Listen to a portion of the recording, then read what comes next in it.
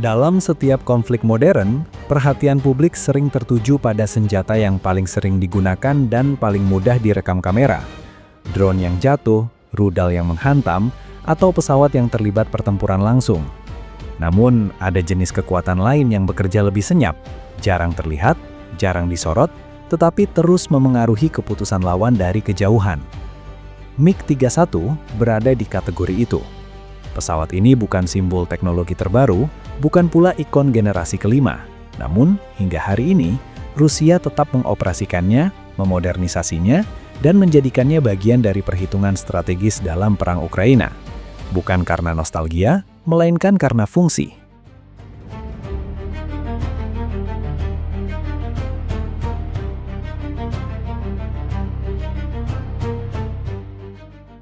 MiG-31 Foxhound lahir dari kebutuhan yang sangat spesifik. Uni Soviet merancangnya untuk menghadapi ancaman pembom strategis berkecepatan tinggi yang beroperasi di wilayah udara luas dan minim perlindungan radar darat. Karena itu, MiG-31 dibangun dengan fokus pada kecepatan, jangkauan, dan kemampuan mendeteksi target dari jarak jauh. Karakter dasar ini tidak berubah, meskipun dunia di sekitarnya sudah bergeser.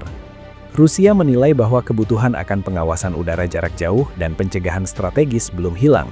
Justru dalam perang Ukraina, kebutuhan itu kembali muncul dalam bentuk yang berbeda.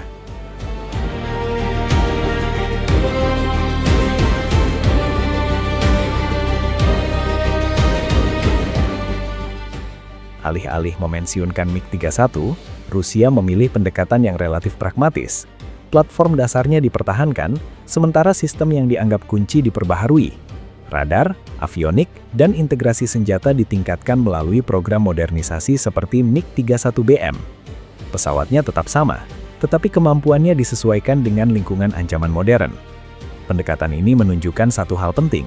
Rusia tidak selalu mengejar keunggulan melalui desain baru yang mahal dan beresiko. Dalam banyak kasus, meningkatkan apa yang sudah terbukti dianggap lebih masuk akal, terutama dalam kondisi konflik berkepanjangan.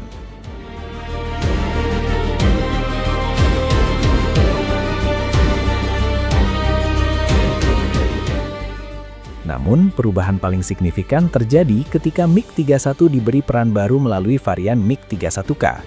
Di sini, Rusia tidak hanya memperbaharui kemampuan lama, tetapi mengubah fungsi pesawat secara mendasar. MiG-31K dikonfigurasi sebagai platform peluncur rudal hipersonik KH-47M2 Kinjal. Kecepatan tinggi dan kemampuan terbang di ketinggian besar membuat MiG-31 cocok untuk peran ini. Peluncuran dapat dilakukan dari wilayah Rusia sendiri, jauh dari jangkauan langsung pertahanan udara Ukraina. Dengan demikian, pesawat tidak perlu mengambil resiko tinggi, tetapi tetap menghasilkan efek strategis yang besar.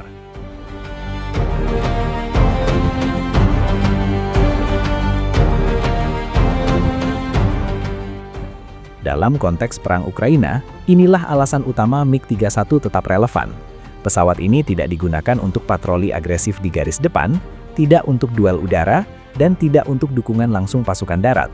Perannya lebih terbatas, tetapi justru lebih aman dan terkontrol.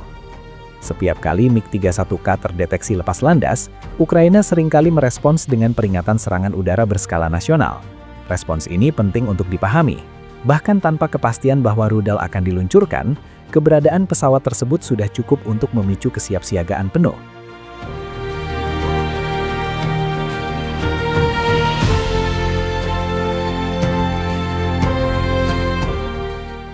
Dalam perang modern, kondisi siaga terus-menerus memiliki biaya. Sistem pertahanan udara harus aktif, personel harus siap, dan keputusan harus diambil dalam tekanan waktu. MiG-31 dalam peran ini berfungsi sebagai alat yang memaksa lawan bereaksi, terlepas dari apakah serangan benar-benar terjadi. Dari sudut pandang Rusia, ini adalah penggunaan aset yang efisien. MiG-31 tidak diekspos secara berlebihan, tidak dipaksa menjalankan misi beresiko tinggi, dan tidak dijadikan simbol propaganda yang terlalu sering muncul.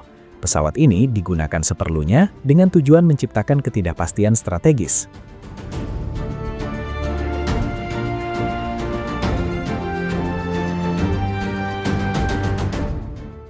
Jumlah MiG-31 yang dimiliki Rusia juga terbatas.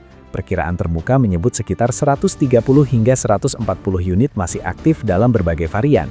Dari jumlah itu, hanya sebagian kecil yang berperan langsung dalam konteks Ukraina. terutama varian yang mampu membawa kinjal. Namun keterbatasan jumlah ini justru memperjelas cara Rusia menggunakannya. MiG-31 bukan alat untuk dominasi udara massal, ia adalah alat tekanan. Selama Ukraina tidak dapat memprediksi kapan MiG-31 akan lepas landas dan kapan rudal akan diluncurkan, ancaman itu tetap hidup.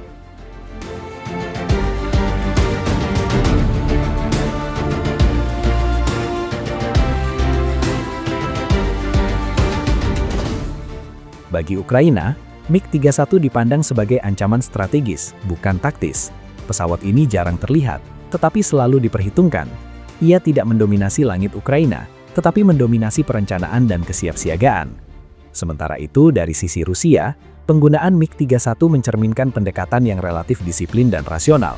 Pesawat lama tidak dipaksa untuk menjadi sesuatu yang bukan perannya, melainkan ia ditempatkan pada posisi di mana kekuatannya paling relevan dan kelemahannya paling kecil.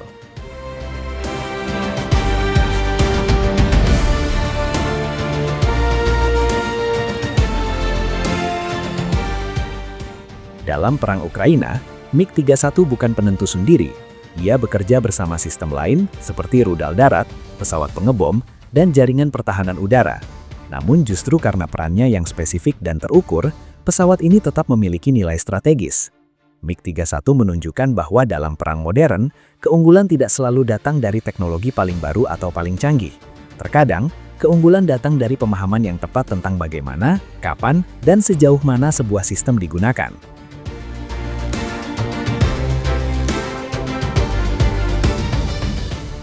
Pesawat ini mungkin tidak sering muncul di layar, namun selama setiap lepas landasnya masih memicu kewaspadaan nasional di pihak lawan, MiG-31 tetap menjalankan fungsinya. Dalam konflik yang semakin ditentukan oleh jarak, waktu, dan tekanan psikologis, kehadiran seperti inilah yang seringkali paling berpengaruh.